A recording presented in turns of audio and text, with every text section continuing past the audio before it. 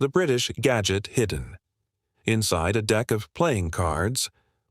It is the 14th of February 1941, and inside a draughty workshop in Leeds, a printing press is running a job that nobody outside a locked room in Whitehall is supposed to know about.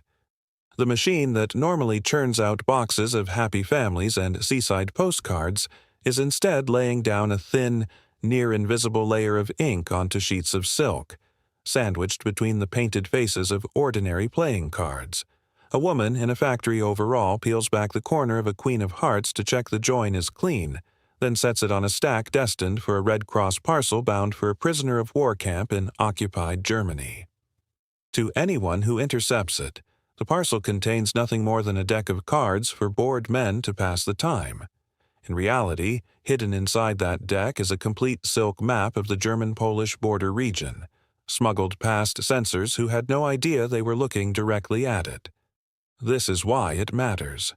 In a war fought as much with deception as with steel, the quietest objects became the most dangerous ones, and a simple game of cards could be the difference between a man rotting behind barbed wire for years and a man walking home. By the early years of the Second World War, the problem facing British intelligence was stark and, on the face of it, almost unsolvable. Tens of thousands of British and Commonwealth servicemen were being captured and shipped into prisoner-of-war camps across Germany, Italy, and occupied Europe, and the existing rate of successful escape was dismal. The Geneva Convention obliged the Germans to allow parcels of food, clothing, and recreational items into the camps, which created a narrow legal channel through which help might travel, but it also meant every parcel was searched, every letter was read, and every gift was assumed to be exactly what it claimed to be. Escapers who did get beyond the wire faced hundreds of kilometers of hostile territory with no maps, no compasses, no local currency, and no understanding of where safe routes might lie. Paper maps disintegrated in rain, rustled audibly when concealed in clothing, and were instantly recognizable to any guard who found one. Compasses were metal, and metal triggered suspicion in even the most cursory body search.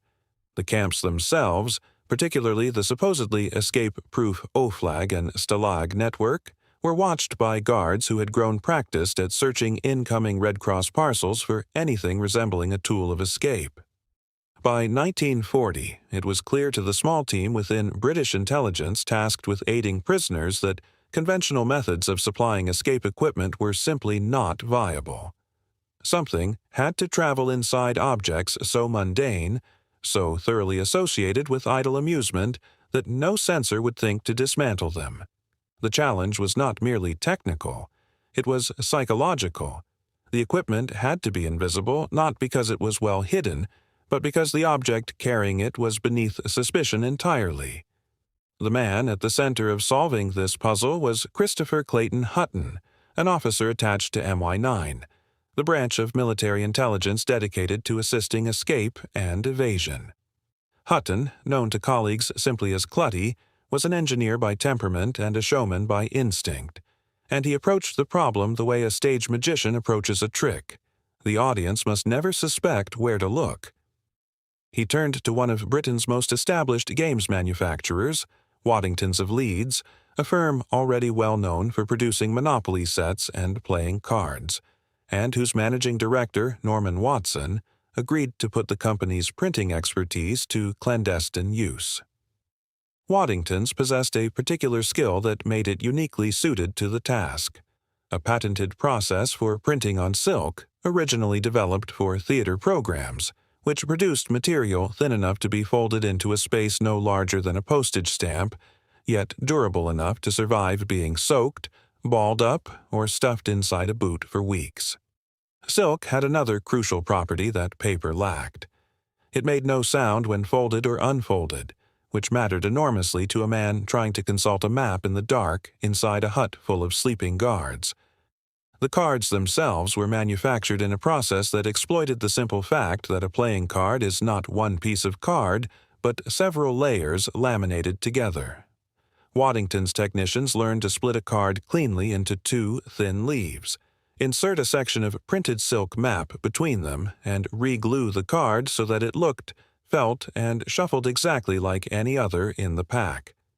A single deck of 52 cards, reassembled in a particular sequence, could contain enough silk map sections to reconstruct an entire escape route once peeled apart and pieced together by a prisoner who knew which cards to dismantle. Some decks carried more than maps. Hi, I'm excited you're here. This is a preview of the voice for your character. Take a quick listen. A great voice should sound clear, natural. Variants were developed in which a card concealed a tiny brass compass no larger than a shirt button, or a fine metal file disguised within the card's edge, capable of cutting through the bars of a hut window over the course of patient, repeated work. The whole operation depended on a deception within a deception. The games and equipment were not sent directly from the War Office, since any parcel originating from a military address would have been intercepted immediately. Instead, Hutton and his colleagues established a network of entirely fictitious charitable organizations, with invented names suggesting they were benevolent societies for the welfare of prisoners, and these fronts dispatched the doctored games alongside genuinely innocent items, so that the overwhelming majority of parcels passing through the system contained nothing untoward at all, making it statistically and practically impossible for German censors to identify which decks among thousands were compromised.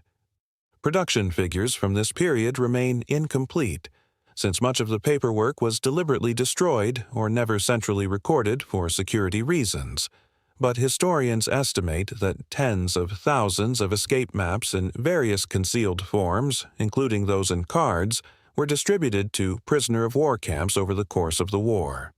Inside the camps, the practical use of these decks depended entirely on word reaching the right prisoners that a particular consignment of games was safe to dismantle, often communicated through coded references in letters that had themselves been cleared by the same intelligence network.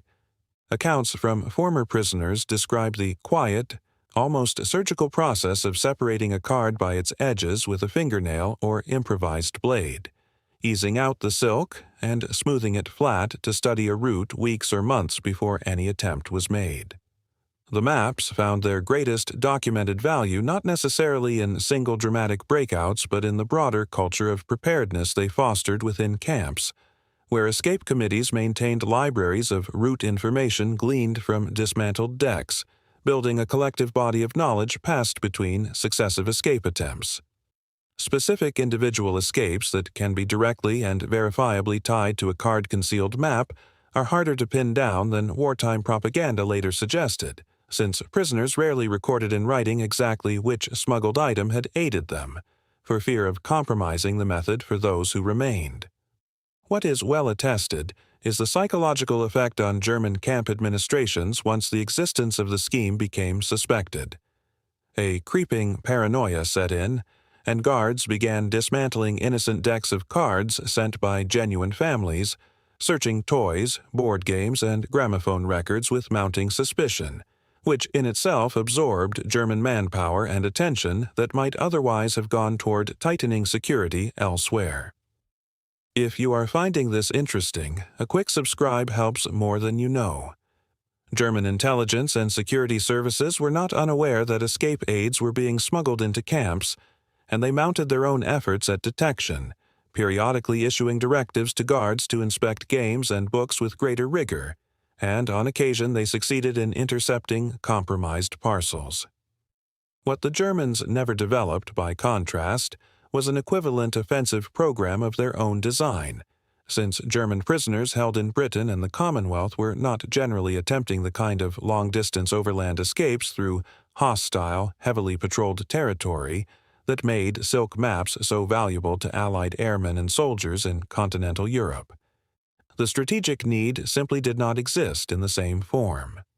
The Americans, once the United States entered the war, became enthusiastic adopters of the British system rather than independent inventors of it, and the U.S. Army Air Force's Escape and Evasion section drew directly on Hutton's methods, commissioning silk maps and concealed compasses from the same supply chain and even from some of the same printing techniques pioneered at Waddington's. Where the British approach distinguished itself was in its sheer variety of concealment and its willingness to embed equipment inside objects with an entirely plausible second rather than relying on a single ingenious gadget. Alongside the playing cards, there were boot heels with hidden and match the personality of your avatar. If you like what you hear, let's make your first video. Hi, I'm excited you're here. This is a preview of the voice for your character. Take a quick listen. A great voice should sound clear, natural, and match the personality of your avatar. If you like what you hear, let's make your first video. Compartments, pencils containing maps rolled tight inside the barrel, and uniform buttons that unscrewed to reveal a tiny compass, so that even if German censors cracked the secret of the cards, an entire ecosystem of alternative hiding places remained undiscovered. This redundancy of method, rather than any single piece of cleverness, is what made the British scheme so difficult to fully suppress.